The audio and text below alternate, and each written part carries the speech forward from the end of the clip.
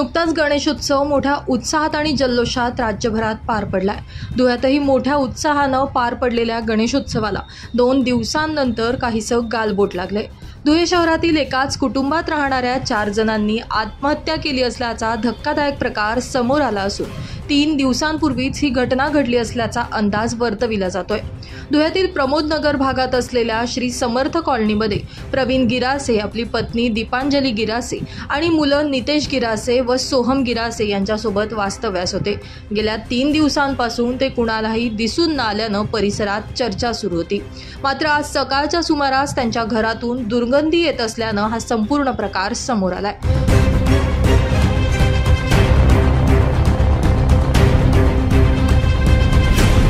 यावेळी स्थानिक नागरिकांच्या वतीनं पोलिसांना पाचारण करण्यात आल्यानंतर हा संपूर्ण प्रकार समोर आलाय।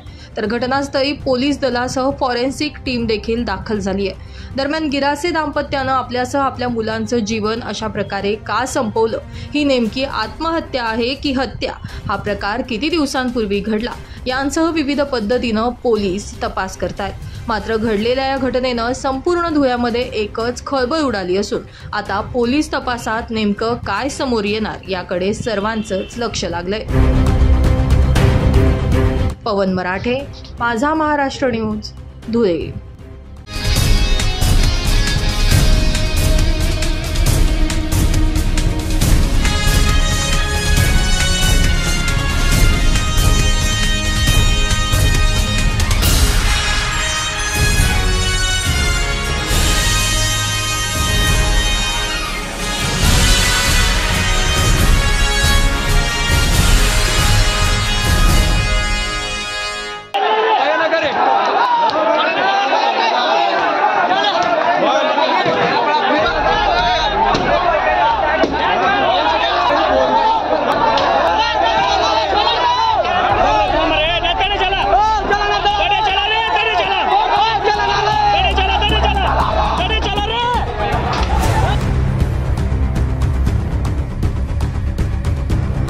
ईद ए मिलाद निमित्त मिरवणूक काढण्यात आली होती। मात्र या मिरवणुकीवर दगडफेक करत अज्ञात समाजकंटकांकडून सामाजिक तेढ पसरवण्याचा प्रयत्न करण्यात आला असल्याचा प्रकार दोंडाईचा शहरामधून समोर आलाय।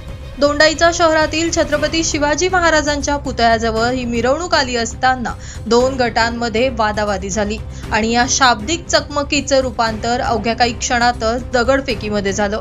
यामध्ये अनेक जण जखमी झाले असून वाहनांचं देखील मोठ्या प्रमाणावर नुकसान झालं असल्याचं बघायला मिळालं।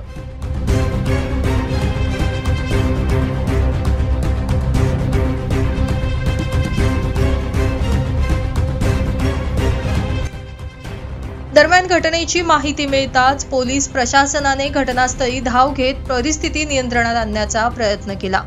कोणीही अफवा पसरवण्याचा प्रयत्न करू नये आणि अफवांवर विश्वास ठेवून सामाजिक तेढ निर्माण करू नये असं आवाहन यावेळी जिल्हा पोलीस अधीक्षक श्रीकांत धिवरे यांच्याकडून करण्यात आलंय। दगडफेकीची घटना आज ईदच्या मिरवणुकीमध्ये झालेली आहे। परिस्थिती सध्या शांतता आहे। आम्ही पेट्रोलिंग देखील मोठ्या प्रमाणात वाढवलेले आहे। मी देखील स्वतः दोंड्याच्या मध्ये कॅम्प करून आहे। सगळ्या नागरिकांना आणि दोन्ही गटाच्या यांना सांगण्यात येतं की कुठल्याही प्रकारच्या अफवांवर आपण विश्वास ठेवू नये। कोणीही, आय रिपीट, कोणीही कायद्यावर सुव्यवस्थेचा प्रश्न निर्माण करण्याचा प्रयत्न केला तर अत्यंत कठोर पद्धतीने त्याला हाताळण्यात येईल, एवढंच मी त्यांना सांगतो। सध्या शांतता आहे, इथून पुढे देखील काही होणार नाही याची दक्षता पोलीस सर्वतोपरी घेत आहे। शांतता प्रस्थापित करण्याचं आवाहन करत असतानाच यावेळी दोंडाईच्या मधील राजकीय पुढाऱ्यांनी एकमेकांवर आरोप प्रत्यारोपांची तोफ देखील डागली आहे।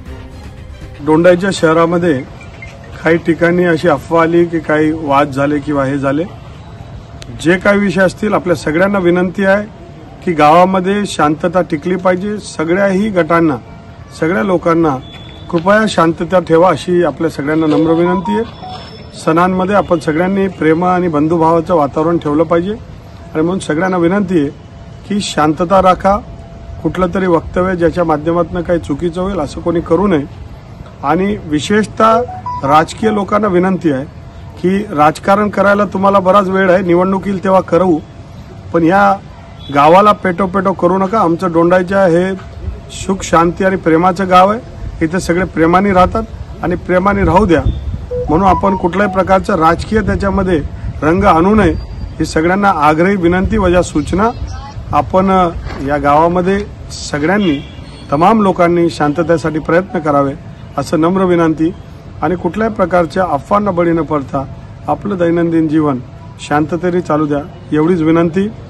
आम्ही सारे लोक आपण गावाचे एकत्रित आहोत आणि प्रशासन आपलं काम करेल, आपण निश्चिंत राहा। येत्या 22 तारखेला शिंदखेडा तालुक्यात आणि खास करून दोंड्याच्या मध्ये शिवस्वराज्य यात्रेचा आगमन होतोय। शिवस्वराज्य यात्रेच्या आगमनाच्या निमित्ताने तयारीच्या दृष्टीने पक्षाची आज सकाळी 10 वाजता दोंड्याची इथे बैठक होती, परंतु सकाळपासून माझी तब्येत खराब झाल्यामुळे मी त्या बैठकीला जाऊ शकलो नाही। मी शिंदखेडा येथे माझ्या निवासस्थानीच थांबलेलो आहे, परंतु कानावरती अशा गोष्टी आल्या आहेत की काही समाजकंटकांनी हिंदू मुस्लिम भावंडांमध्ये द्वेष पसरवण्याचं काम करण्यासाठी थोड्या प्रमाणात दंगल घडवण्याचा प्रयत्न करण्यात आला। आत्ताच काही विरोधकांची बाईट मी ऐकली, त्यांनी असं म्हटलंय की काही राजकीय पुढारी त्याच्यात पोळी भाजण्याचं काम करताय। माझी तमाम शिंदखेडा वासियांना खास करून दोंडाईच्या शहरातील वासियांना विनंती आहे की असा कुठलाही प्रकार नाही, महाविकास आघाडीचा कुठलाही नेता अशा कुठल्याही वाईट प्रवृत्तीला थारा देणारा नाहीये। उलट मी आत्ताच माननीय पोलीस अधीक्षक धुळे यांची एक मुलाखत बाईट ऐकली, त्यांनी सांगितलंय की सगळ्या गोष्टी शांततेत आहे, सणासुदीचे दिवस आहेत, हिंदू आणि मुस्लिम बांधवांनी एकोप्याने राहावे, सगळ्यांनी शांतता बाळगावी। जो कोणी समाजकंटक अशा वाईट प्रवृत्तींना थारा देसेल, वाईट गोष्टी करत असेल, त्यांना जागीच ठेचण्याचं काम पोलीस बळाने करावं अशी विनंती करतो आणि सर्वांनी दोंडाच्या शहरातील सर्व नागरिकांनी कुठल्याही अफवांना बळी पडू नये, एकोप्याने राहावं आणि सणासुदीच्या दिवसात सगळ्यांनी एकोप्याने राहून जातीय सलोखा टिकून ठेवा एवढीच विनंती आहे। दरम्यान या पाठोपाठच नंदुरबारमध्ये देखील दंगल सदृश्य परिस्थिती निर्माण झाली असल्याच्या चर्चांना उधाण आलंय, तर पोलिसांकडून परिस्थिती आटोक्यात आणण्यासाठी शिकस्तीचे प्रयत्न करण्याबरोबरच शांतता भंग करणाऱ्यांची धरपकड केली जातीये। दरम्यान नागरिकांनी कोणत्याही अफवांवर विश्वास ठेवू नये, तसेच शहरातील शांतता अबाधित ठेवावी आणि पोलीस प्रशासनाला सहकार्य करावं असं आवाहन माझा महाराष्ट्र न्यूजच्या माध्यमातून आम्ही देखील आपणास करत आहोत। परवेज सय्यद, माझा महाराष्ट्र न्यूज, दोंडाईचा।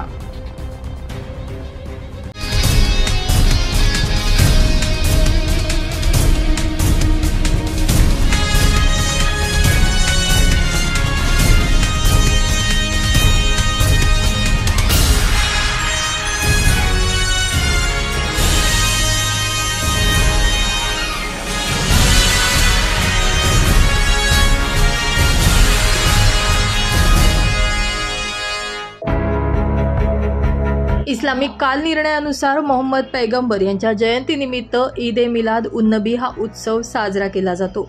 ईद ए मिलाद निमित्त मुस्लिम धर्मीय बांधवांकडून विविध सामाजिक आणि धार्मिक कार्यक्रम दरवर्षी राबवले जातात।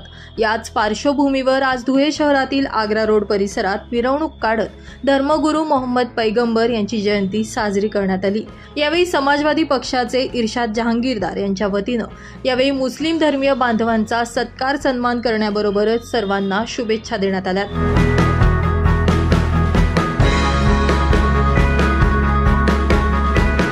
आज मोहम्मद पैगंबर जयंती निमित्त निघालेल्या जुलूसला मी धुळे शहरातील सर्व रहिवासींना शुभेच्छा देतो।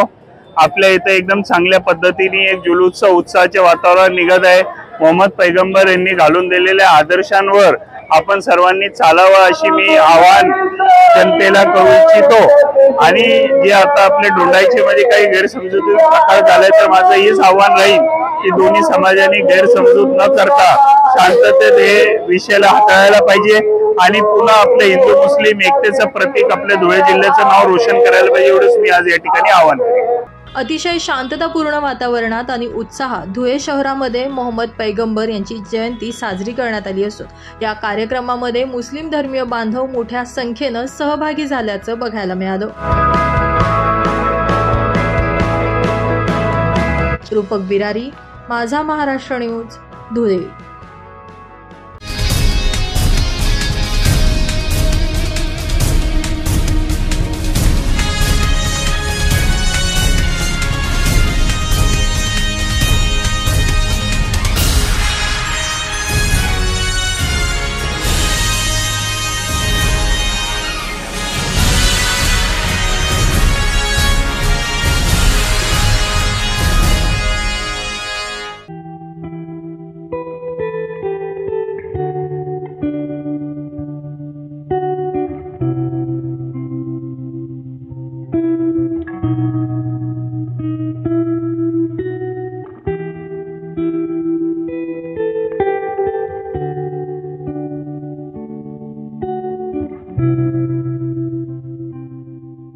नंदुरबार जिल्हा आदिवासी बहुल जिल्हा म्हणून ओळखला जातो. यामुळे या जिल्ह्याला मूलभूत सोयी सुविधा आणि आदिवासींसाठी शासनाकडून राबविण्यात येत असलेल्या विविध योजनांसाठी कोट्यवधी रुपयांचा निधी येत असतो. मात्र इतक्या मोठ्या प्रमाणावर निधी येत असतानाही हा जिल्हा मात्र आजही मूलभूत सुविधांपासून वंचितच आहे. या ठिकाणी अन्न, वस्त्र, निवारा, रस्ते, पाणी, ड्रेनेज, वीज यांसारख्या सुविधा आजही जिल्ह्यापासून अनेक कोस दूर आहेत. असंच एक विदारक चित्र पुन्हा एकदा नंदुरबार जिल्ह्यातील अक्राणी तालुक्यात असलेल्या खुटवाडा गावातून समोर आलंय. या ठिकाणी एका गर्भवती महिलेला पुराच्या पाण्यातून नागरिकांनी बांबूची झोळी करून घेऊन गेल्याचा व्हिडिओ समोर येतोय. तब्बल 8 किलोमीटर प्रायी रुग्णालयात घेऊन जाण्यासाठी या नागरिकांनी शिकस्तीचे प्रयत्न केले असल्याचं या व्हिडिओमध्ये बघायला मिळतंय.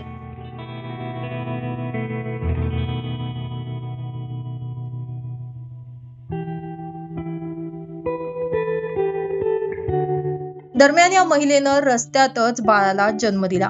काही वेळानं एका मालवाहू वाहनानं नवजात बालक आणि त्याच्या आईला रुग्णालयात दाखल करण्यात आलं. सुदैवानं आई आणि बाळ सुखरूप असले तरी नंदुरबार जिल्ह्यातून वारंवार समोर येत असलेलं हे चित्र सर्वांनाच आता विचलित करतंय.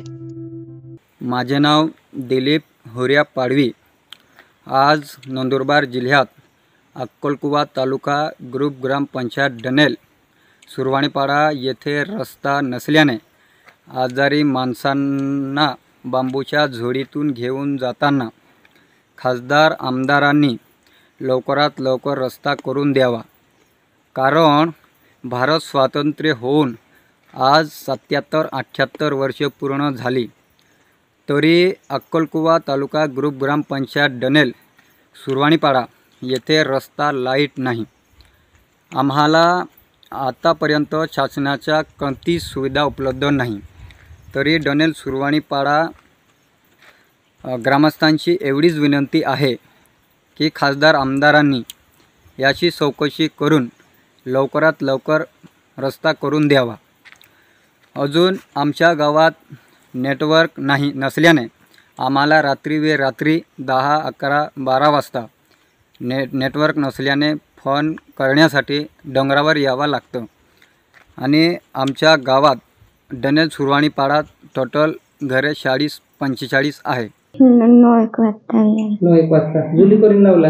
हो, दुखा जुली करून रात्री 12 वाजता हल्लो दुखा. 12 वाजता या खोटवडे असतात डिलिव्हरी 9 वाजता पोचली. 9 वाजता पोचला. आणि डिलिव्हरी कोत्र्या वाजताचे वाटेच डिलिव्हरी गेली होती का वाटे. एम्ब्युलन्स गाडी ना गई बाई काही नाही. एम्ब्युलन्स बिनी जुडी गाडीने जुळतात. गाडीने जुळत होती. रस्ता खराब तू खराबची गाडीने होतला. पण तो उतर नदीमा जुली करून लाव्या तो चाहरो ने खूप मोठं पाणी सके चाहरी जाय जीवन जातले से मोटली ते नंदे बुडा घेतलो नाही. एमी हाजी सेने तू हाजे तुमले काय कर हाजे तोले काय कर ना अमेरिका वाट भी का 3 वागे जाते बोल सोमलो यहाँ टीवी काय नोंदून किनूर देखो भी बोल चढी जाऊन गाडीने रस्तून कार कोत जायचे कोणता जुली करून दिला ते काय करणार. खुटवाडापासून कुडब्यापाडा या गावापर्यंत जाण्यासाठी रस्ताच नसून या ठिकाणच्या ग्रामस्थांना जीव जोखमीत टाकून झाडाझुडपातून रस्ता काढावा लागतोय. यातच पुराच्या पाण्यातून वाट काढत ग्रामस्थांनी बांबूची झोळी करून गर्भवती महिलेला रुग्णालयात दाखल करण्यासाठी केलेले प्रयत्न शासनाच्या निदर्शनास येत नसावे का? या ठिकाणी मोठ्या प्रमाणावर होत असलेल्या बालमृत्यूला जबाबदार कोण? मूलभूत सोयी सुविधा जिल्ह्याला मिळत नसतील तर लोकप्रतिनिधी नेमकं करतायत तरी काय? शासनाकडून येणारा कोट्यवधी रुपयांचा निधी नेमकं जातोय तरी कुठे? यांसारखे एक ना अनेक प्रश्न आता या निमित्तानं उपस्थित केले जात आहेत. शब्बीर खाटीक, माझा महाराष्ट्र न्यूज, नंदुरबार.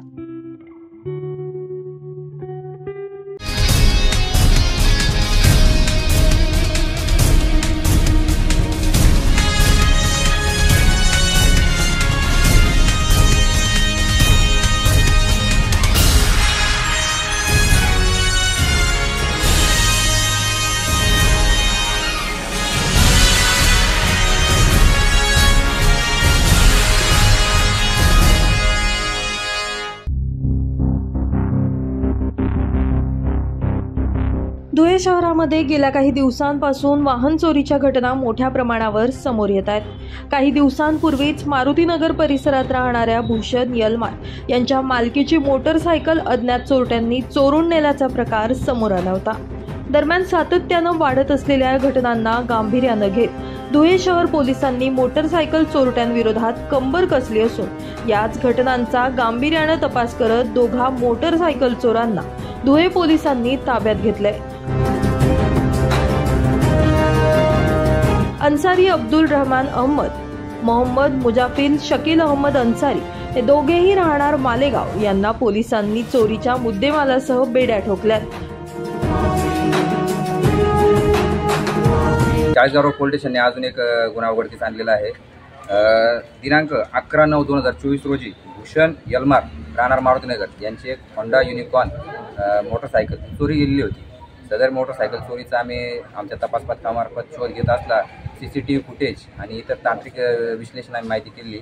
त्या आधारे आम्हाला मालेगाव येथील चोरट्याची माहिती मिळाली। त्यानुसार माझे तपास पथक मालेगाव येथे जाऊन त्याच्याकडून आमची चोरीस गेलेली एक मोटरसायकल तर आणली, त्यासोबत अजून दुसरी चोरीची मोटरसायकल आणलेली आहे।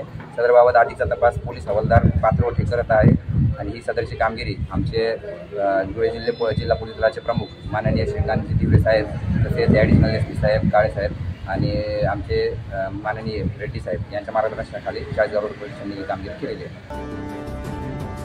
दरम्यान या चोरट्यांकडून पोलिसांनी 2 लाख रुपयांचा मुद्देमाल ताब्यात घेतला असून त्यांच्यावर भारतीय न्याय संहिता कलम 303 प्रमाणे गुन्हा दाखल करण्यात आलाय। परिसरातील CCTV आणि तांत्रिक कौशल्यांच्या आधारे पोलिसांनी केलेल्या या कार्यवाहीचं सर्व स्तरातून कौतुक केलं जातंय। ही कारवाई चाळीसगाव रोड पोलीस ठाण्याचे प्रभारी अधिकारी सहाय्यक पोलीस निरीक्षक जीवन बोरसे, पोलीस उपनिरीक्षक Sharad Lende, Harishchandra Patil, police head constable Sunil Pathrawat, Avinash Wagh, Ravindra Thakur, police constable Shoaib Baig, Atik Shaikh, Siraj Khate, Sachin Patil, Vinod Pathak, Sandeep Wagh, महिला पोलीस कॉन्स्टेबल जमीला पावरा यांनी यशस्वीरित्या पार पाडली आहे। सुनील निकम, माझा महाराष्ट्र न्यूज, धुळे।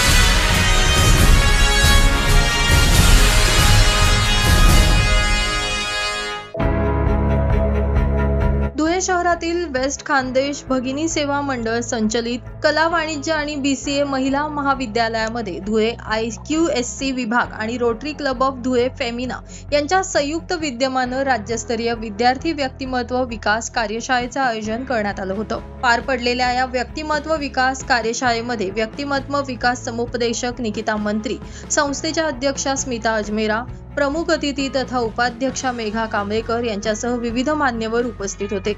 व्यक्तीच्या अंगी अनेक पैलू असून आपल्या स्वतःमध्ये एक वेगळं ज्ञान आहे। आपल्यातील ज्ञान शोधल्यावर स्वतःला सिद्ध करा आणि स्वतःला महत्त्व द्यायला शिका, असं आवाहन यावेळी व्यक्तिमत्व विकास समुपदेशक निकिता मंत्री यांच्या वतीनं करण्यात आलं। तसेच मान्यवरांनी देखील आपल्या प्रतिक्रिया विशद केल्या। माझं नाव निकिता मंत्री आणि इकडे महिला महाविद्यालय पश्चिम खानदेश महिला महाविद्यालयामध्ये आज पर्सनॅलिटी डेव्हलपमेंटचा जो हा कार्यक्रम वर्कशॉप म्हणूया आपण तो ऑर्गनाईज केलेला आहे या लोकांनी। तो एक खूपच चांगला असा प्रोग्राम घेतलेला आहे यांनी, कारण हा प्रोग्राम स्पेशली त्यांनी मुलींसाठी घेतलेला आहे। आणि मी भरपूर कॉलेजमध्ये जाते, तिकडे जाऊन लेक्चर्स घेते किंवा वर्कशॉप्स होतात माझे, पण तिकडे मेन स्टाफसाठी किंवा फॅकल्टीसाठी जे प्रोग्राम होतात ते सगळे या लेवलवर ऑर्गनाईज होतात, पण मुलांसाठी या लेवलवर प्रोग्राम करणं, मुलींसाठी स्पेशली, आणि पर्सनॅलिटी डेव्हलपमेंट हा विषय इतका इम्पॉर्टंट आहे आजच्या जगात की पर्सनॅलिटी स्पीक्स फॉर इटसेल्फ। तुमची पर्सनॅलिटी, तुमचा एक बॉडी लँग्वेज हा एक खूप इम्पॉर्टंट पार्ट झालेला आहे आजच्या या युगात, आणि मुलींना ते समजणं ते आणि त्याच्याबद्दल काय ते डेव्हलप कसं करू शकतात स्वतःला त्याच्यात, हे सगळं समजून घेणं हे खूप जास्त गरजेचं झालं आहे. आणि स्पेशली मी म्हणते आपल्या धुळ्यासारख्या शहरात जिकडे एक्सपोजर थोडं कमी आहे कम्पॅरेटिव्हली, आपण म्हणूया बॉम्बे किंवा पुणे अशा शहरांमधनं, तर तिकडनं आपण एक व्यवस्थित त्यांना एक एक्सपोजर देणं की पर्सनॅलिटी म्हणजे काय हे समजून सांगणं, हे खूप ब्युटिफुल चांगला प्रोग्राम पश्चिम खानदेश भगिनी सेवा मंडळ इकडे ऑर्गनाईज केलेला आहे. आणि पर्सनॅलिटी डेव्हलपमेंटबद्दल बोलायचं झालं तर एक आपण म्हणतो ना की फर्स्ट इम्प्रेशन आपलं पर्सनॅलिटी हीच असते, and first impression is a last impression असं म्हणतात. तर तो फर्स्ट इम्प्रेशन कसा पडायला पाहिजे तुमचा, आणि फर्स्ट इम्प्रेशन तुमचा लुक, तुमचा अपिअरन्स, तो फर्स्ट इम्प्रेशन असतो नेहमी. तर सगळ्यात इम्पॉर्टंट तो आहे, तो कसा डेव्हलप करता येतो आणि तो आपल्या हातात आहे डेव्हलप करणं. It is very simple, very easy. फक्त तुम्हाला ते माहिती असायला पाहिजे आणि तीच माहिती त्या मुलींना आज आपण करून देणार आहे. आणि सेकंड पर्सनॅलिटी असते तुमची इनर पर्सनॅलिटी. इनर म्हणजे आत तुम्ही कसे विचार करतात, तुमचा थॉट प्रोसेस, तुमचे बिहेवियर ते कसे आहे ते पण खूप मॅटर करतं. आणि त्याच्याबद्दलही आज आपण एक माहिती देणार आहे मी त्यांना मुलींना. आणि याशिवाय या दोन शिवाय तिसरं असतो आपला मेंटल हेल्थ, ज्याच्याबद्दल कोणी बोलत नाही. सगळ्यांना प्रॉब्लेम असतो, सगळ्यांना काही ना काही आयुष्यात प्रॉब्लेम येत असतो, पण कोणी बोलत नाही. आणि मेंटल हेल्थ डायरेक्टली तुमच्या पर्सनॅलिटीवर इफेक्ट करतो, तुमच्या इनर आणि आउटर पर्सनॅलिटीवर. तर मेंटल हेल्थचं किती जास्त इम्पॉर्टन्स आहे त्याबद्दलही आपण बोलणार आहे आज. तर थँक्यू सो मच. दरम्यान 2 सत्रामध्ये पार पडलेल्या या शिबिरामध्ये पहिल्या सत्रात विकास व्याख्यान घेण्यात आलं. यावेळी विद्यार्थिनींना प्रश्नावली देऊन त्यांच्यातील कमतरता आणि चांगल्या बाबी याची नोंद घेण्यात आली. तर दुसऱ्या सत्रामध्ये व्यक्तिमत्व विकासावर शारीरिक अंगाचा काय आणि कसा उपयोग होतो याबाबत चर्चा करण्यात आली. दरम्यान या कार्यक्रमाला महाविद्यालयातील सर्व विभाग प्रमुख, प्राध्यापक, शिक्षक, शिक्षकेतर कर्मचारी आणि 350हून अधिक विद्यार्थिनी आदी सहभागी झाले होते.